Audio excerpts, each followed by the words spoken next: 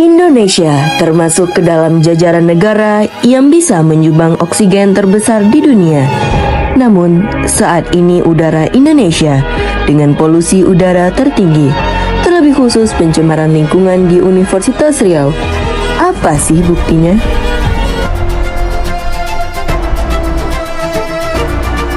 Deforestasi adalah proses hilangnya hutan secara permanen akibat aktivitas manusia atau bencana alam yang mengakibatkan perubahan fungsi hutan menjadi lahan non-hutan. Kita ketahui bahwasannya Universitas Riau merupakan universitas terluas 34,5,6 hektar yang dimana di dalamnya lebih kurang masih banyak hutan dan pohon yang dilindungi. Namun, masih banyak deforestasi yang terjadi akibat pembangunan fasilitas seperti jalan dan gedung baru, sehingga banyak didapati pohon yang tumbang atau sengaja ditebang untuk memenuhi aktivitas pembangunan tersebut. Hal ini menyebabkan kerusakan lingkungan seperti erosi tanah dan pencemaran sumber air.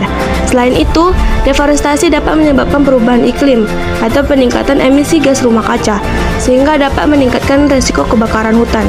Sampah ada karena aktivitas manusia yang tidak bisa diselesaikan dengan tuntas. Meskipun sudah banyak upaya-upaya yang dilakukan, sampah tetap saja terlihat menumpuk di mana-mana, termasuk warga kampus Universitas Riau yang masih banyak membuang sampah sembarangan, walaupun sudah disediakan tempat sampah di tempat-tempat yang tertentu.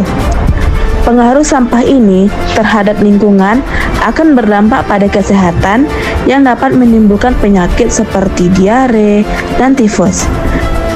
Jalanan rusak merupakan salah satu citra buruk dan masalah yang perlu dihadapi oleh Universitas Riau.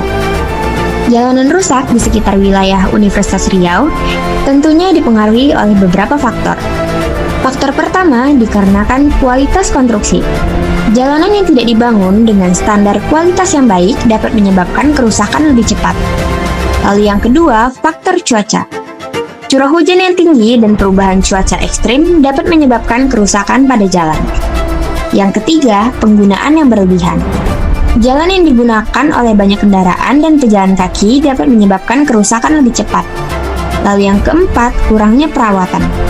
Jalan yang tidak dirawat secara teratur dapat menyebabkan kerusakan yang lebih parah. Tentunya memberikan dampak negatif pada halayak ramai. Dampak pertama yaitu menjadi penyebab polusi udara. Jalanan rusak dapat meningkatkan jumlah debu yang dihasilkan oleh kendaraan yang melintas. Debu ini dapat menyebabkan masalah kesehatan dan pernapasan seperti asma dan juga bronkitis. Lalu, dampak kedua yaitu kesulitan akses. Jalan yang rusak dapat menyebabkan kesulitan akses bagi mahasiswa dan dosen yang dapat mengganggu kegiatan kampus dan kegiatan lainnya di kampus. Lalu yang ketiga yaitu tingginya risiko kecelakaan. Jalanan yang rusak dapat meningkatkan risiko kecelakaan bagi pengendara yang melintas dan juga bagi pejalan kaki. Dua sumber pencemaran yang sering luput dari perhatian namun berdampak nyata adalah asap rokok dan asap dari pembakaran sampah di lingkungan kampus. Kedua jenis asap ini menyumbang pada penurunan kualitas udara, mengganggu kenyamanan, serta membahayakan kesehatan. Asap rokok yang tersebar di area kampus, terutama di ruang terbuka, menciptakan lingkungan yang tidak sehat bagi mahasiswa, dosen, dan staf.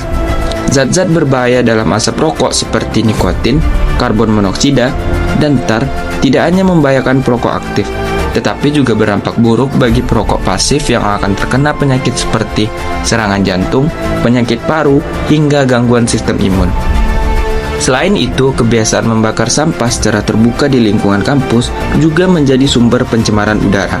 Pembakaran sampah, terutama yang mengandung plastik atau bahan kimia, menghasilkan senyawa beracun seperti dioksin dan furan.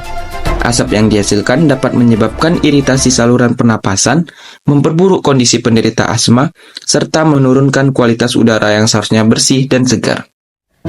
Lalu, kita sebagai mahasiswa dan warga Indonesia, mau diam saja? Atau bingung cara menghadapinya? Mari simak video ini.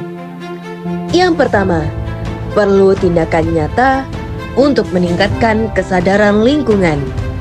Yang kedua, penerapan kawasan tanpa rokok. Yang ketiga, penyediaan tempat sampah yang memadai. Yang keempat, edukasi dan sosialisasi tentang pentingnya menjaga kualitas udara. Yang kelima, transportasi ramah lingkungan. Yang keenam, melakukan penghijauan. Mari selamatkan bumi dan jaga kawasan kita agar terhindar dari berbagai ancaman yang datang, hidup sehat dan aman untuk masa depan yang cerah. Save the world. Let's care about protection.